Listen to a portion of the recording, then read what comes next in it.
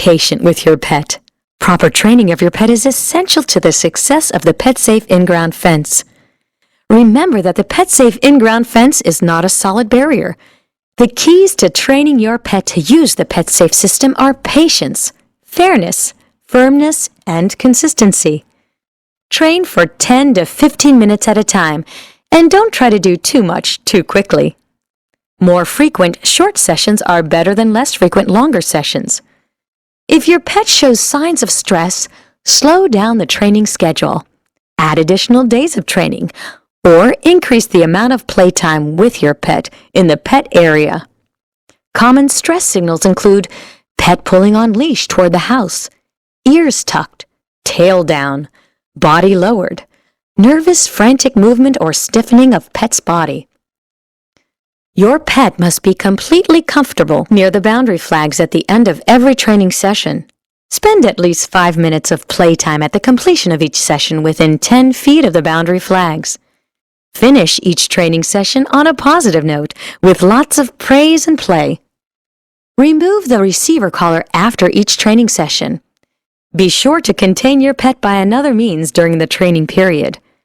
During training, if you need to take your pet out of the pet area, remove the receiver collar and either pick your pet up or put him in the car to pass out of the pet area. Even if you think your pet is responding well to the training, complete the entire training. Reinforcement is important.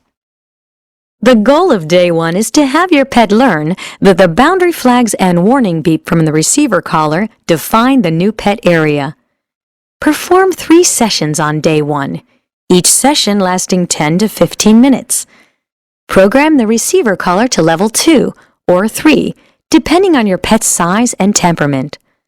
Put a separate non-metallic collar on your pet's neck above the receiver collar and attach a leash. Have tiny pieces of treats that your pet will find desirable, along with your pet's favorite play toy available. Begin by walking your pet on a leash in the pet area. Calmly praise and talk to your pet, occasionally giving treats. Move toward the boundary flags. Keep your mood happy and throw treats to the ground. With full control of your pet on the leash, toss a treat on the outside edge of the flags.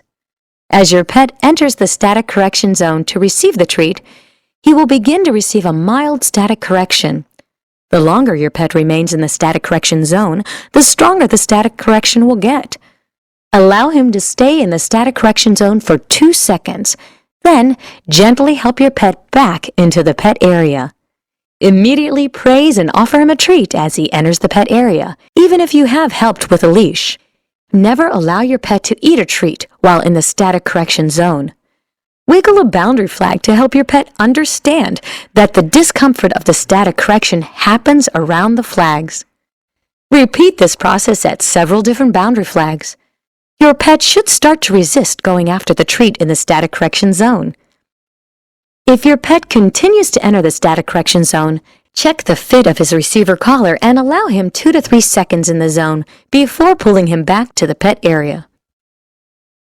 The goal of days 2 to 4 is to train your pet to stay in the pet area and respect the boundary while you are outside of it.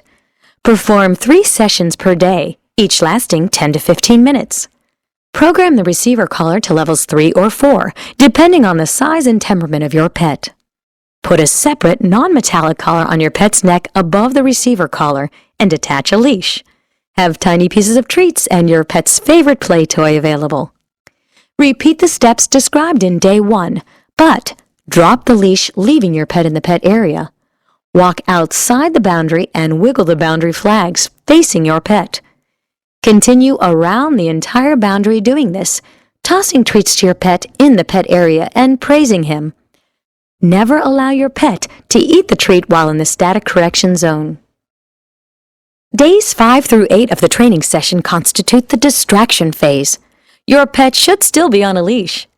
Program the receiver collar to levels 3 or 4 and create distractions such as other family members calling your pet from beyond the warning zone. If he stays put, reward with a treat. If he strains at the leash, allow your pet to enter the static correction zone and get corrected a couple seconds before pulling him back into the pet area. Then praise and treat your pet. Do this for 10 to 15-minute sessions 3 times daily. Now it's time for the leash to come off, under close supervision. Stay and play with your pet for sessions lasting for a few minutes at first, and then working up to an hour or more by day 14. Between days 15 and 30, your pet should be able to run free, but check in on him at regular intervals. With the PetSafe Deluxe in-ground fence, your pet is safely contained, but still enjoys a sense of freedom. Once your pet learns the boundary zone, he will be reluctant to cross it for walks or car rides. You have 2 options. First option, replace the receiver collar with a regular collar. Then put your pet in your car within the pet area and drive him out of the pet area. Option 2, replace the receiver collar with a regular collar and leash.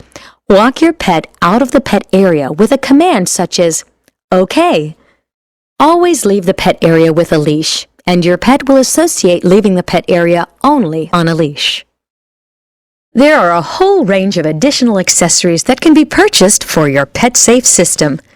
Simply contact the Customer Care Center at 1-800-732-2677 or visit our website at www.petsafe.net to locate a retailer near you.